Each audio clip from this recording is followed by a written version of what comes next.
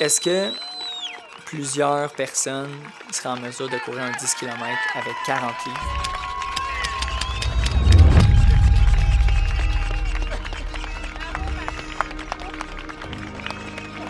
C'est merveilleux, mon gars. C'est merveilleux. Je suis avec ta maman. J'aurais tendance à dire qu'il y a beaucoup plus de gens qui pensent qu'ils pourraient le faire que de gens qui pourraient le faire vraiment. Puis c'est pas 10 livres, c'est pas 20 livres, c'est 40 livres. C'est beaucoup 40 livres. Si on ajoute à ça le fait de tenter de le faire en 40 minutes, clairement le pourcentage il est infime.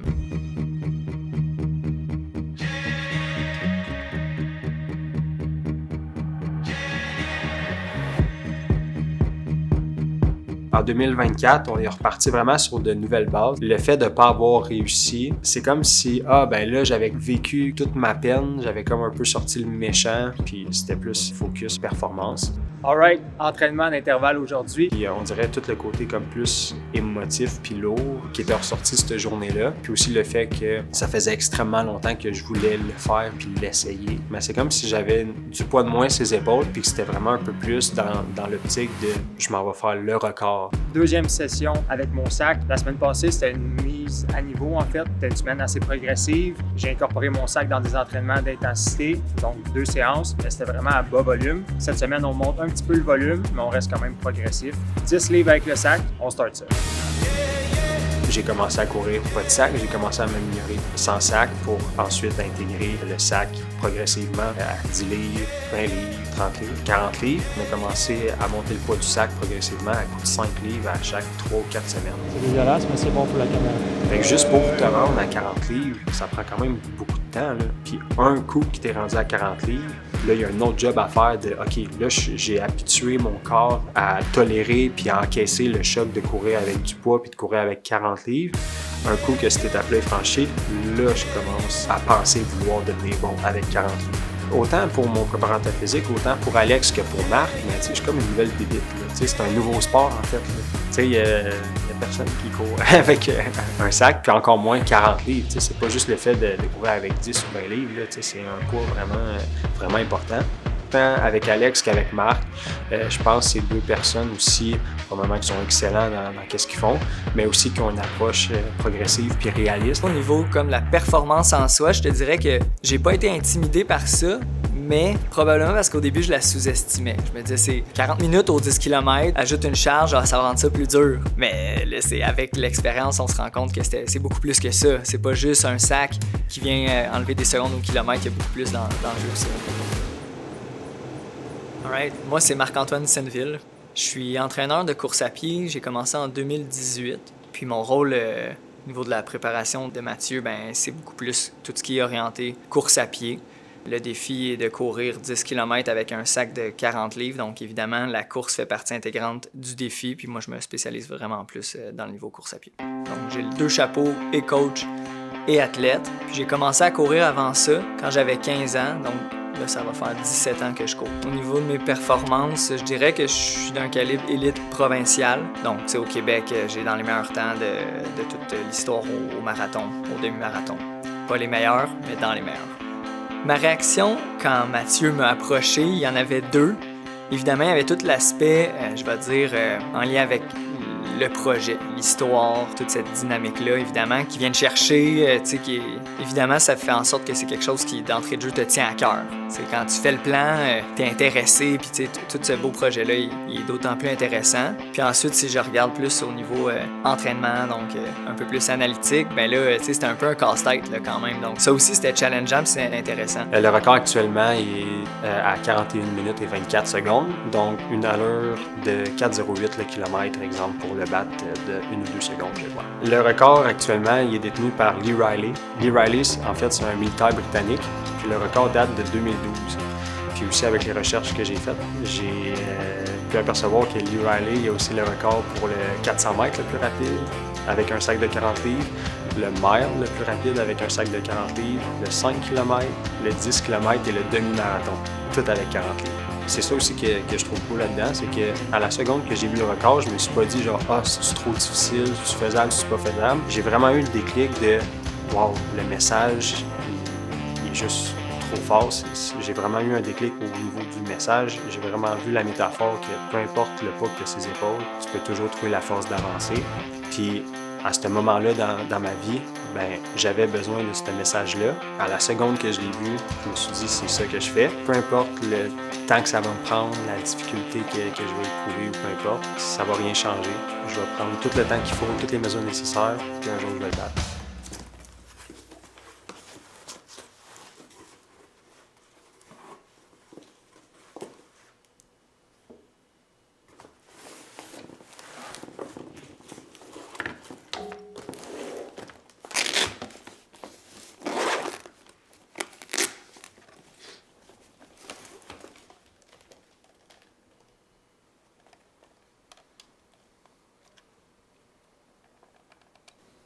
Est-ce que tu te souviens, tu pensais à quoi la première fois que tu t'es mis le sac sur le dos et que tu as commencé à courir? Ça a été quoi tes pensées à ce moment-là?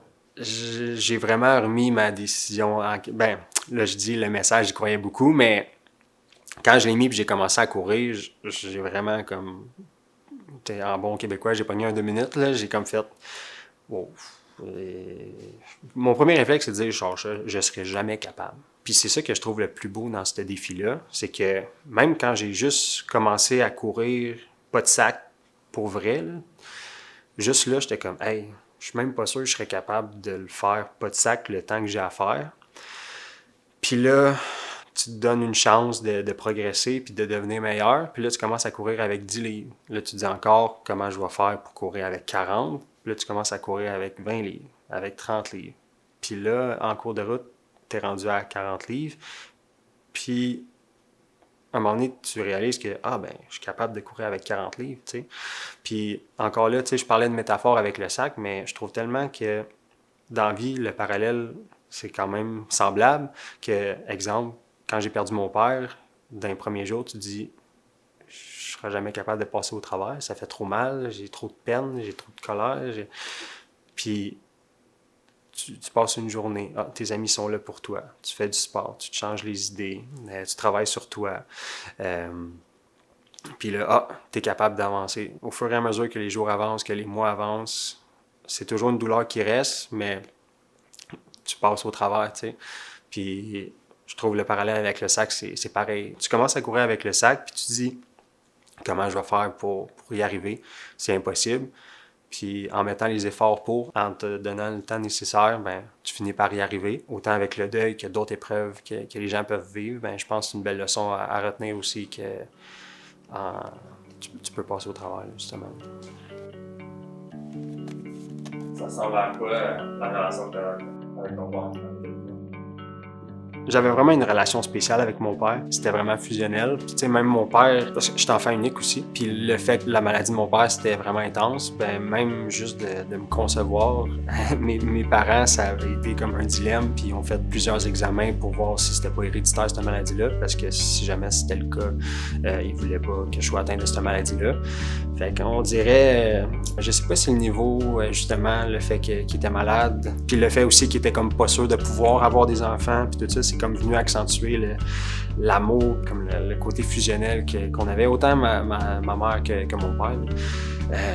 Mais j'avais vraiment un lien spécial avec mon père, tu sais, même, comme là, j'ai une casquette à l'envers, mais même dans des vidéos que j'ai de moi quand j'étais plus petit, tu sais, je portais tout le temps ma casquette à l'envers parce que mon père, quand il travaillait dehors, puis qu'il faisait comme la construction, il portait sa casquette à l'envers, puis je voulais une casquette à l'envers comme papa. Des trucs comme ça. Puis aussi, étant malade, mon père, il travaillait pas, il était invalide. Fait qu'il y a ça aussi, même au niveau du hockey, quand j'avais des pratiques l'après-midi en sport-études, exemple, c'était le seul papa, c'était le seul parent qui était là. Fait qu'il y avait comme beaucoup de choses comme ça qui faisaient en sorte que mon père, je l'avais souvent pour moi, puis il était là tout le temps. Fait que ça venait comme solidifier la relation qu'on avait.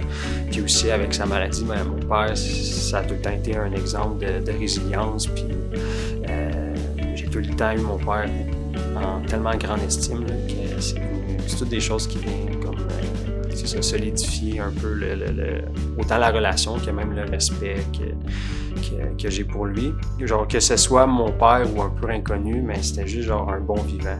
C'est vraiment genre un bon Jack. Peu importe où ce qu'il allait, là, il pouvait aller genre juste au dépanneur ou à l'épicerie, puis ça pouvait y prendre 1 heure parce qu'il jasait avec tout le monde, puis tout le monde le connaissait. T'sais, même au hockey, des fois, je sortais de la chambre, puis il y avait genre un gros meet de personnes qui se jasaient ensemble, puis c'était comme, qu'est-ce qui se passe? Puis c'était mon père qui jasait genre avec 7-8 personnes, puis c'était vraiment dans ce style-là. Fait que, c'était vraiment un bon vivant, puis c'était quelqu'un aussi, c'est ça, qui était vraiment résilient, qui avait à cœur les gens qui aiment vraiment beaucoup aussi, là. Ça, c'est quelque chose que j'essaie le plus possible de reproduire dans ma vie, d'être là pour les gens que j'aime le plus possible, puis de me servir de cet exemple-là, justement, pour l'appliquer dans ma vie. Comment que j'ai réussi à passer au travers de cette épreuve-là? Et la première chose auquel je pense, c'est vraiment le support des gens autour de moi. Le défi de maths, pour moi, c'est quelque chose qui me rejoint beaucoup parce que mon père, à moi aussi, est mort quand j'étais jeune, fait qu'il est mort quand j'avais 10 ans. Fait que c'est un défi qui est personnel pour moi de ce côté-là, puis je connais aussi Mathieu personnellement. Donc c'est un défi que je suis beaucoup impliqué émotionnellement là-dessus, puis que je suis énormément fier de faire partie de ce projet. Mon nom, c'est Alexandre Bourdouin-Faubert. Je suis le propriétaire d'Entraînement Vie. Donc, je suis kinésiologue de formation, puis kinésithérapeute aussi, qui a une formation de masso. Puis mon rôle dans l'accompagnement de Mathieu, c'est vraiment de m'occuper de la préparation physique dans son défi. Donc, il y a le volet course, le volet plus musculaire. Donc, on est en charge de ce côté. Courir 10 km avec un sac à dos 40 livres sur les épaules qui est derrière, que le poids n'est pas réparti à l'arrière. Le courir à une allure aussi vite, c'est une demande physique incroyable. C'est un mélange d'endurance pas juste cardiovasculaire, mais de l'endurance musculaire aussi, parce que courir un 10 km, on le sait, ça prend une certaine capacité cardiovasculaire. Mais là, on rajoute une charge de 40 livres. Fait que c'est encore sur les muscles, sur les jambes, sur les abdominaux, sur toute la chaîne postérieure, fait que le bas du dos, les épaules. C'est une demande qui demande beaucoup d'endurance musculaire. Ça demande aussi de la force. Fait que c'est un mélange de plein de qualités physiques qu'on regroupe ensemble, qui est quand même, je dirais, très rare à travailler tous d'un coup. Pour un athlète qui veut accomplir ce défi-là, qu'est-ce qui est le plus dur, justement, c'est d'arranger toutes ces qualités physiques-là ensemble pour arriver prêt au défi. Pour Mathieu, le plus dur là-dedans, puis ça a été un cheminement de longue haleine là-dessus, mais c'est la gestion de l'effort. C'est quelqu'un qui veut tout le temps pousser à son maximum, qui veut faire plus que qu'est-ce qu'il a parce qu'il sent qu'il est capable. Et des fois, c'est de retenir ça, fait que c'est d'y en mettre un petit peu moins parce que tu le sais qu'il va faire plus. Fait que ça a été un beau défi avec Mathieu pour faire ça. À cette époque-là aussi, toutes mes sorties de course étaient avec le sac. Fait que je courais 4 à 5 fois par semaine avec mon sac, puis je m'entraînais 3 à 4 fois par semaine dans le gym. Fait que c'était vraiment intense, mais c'était vraiment fait de façon progressive. J'étais dans une condition physique vraiment super à ce moment-là, puis si je me trompe pas, c'est 1 mois ou 1 mois et demi avant la date de l'événement, mais j'ai eu une fracture de stress tibiale. Il y a beaucoup de blessures qui peuvent survenir là, dans un défi comme ça, parce que encore une fois, c'est toujours la combinaison de la charge et de la course. Déjà, en préparation d'un 10 km de course, c'est quand même un bon volume hebdomadaire qu'on va chercher. Fait qu'il y a des blessures de surmenage qui peuvent arriver, qui est dû au volume justement d'impact, au volume de course, qui est simple, entre guillemets, pour un 10 km. Là, on rajoute un sac de 40 livres dans cette planification-là.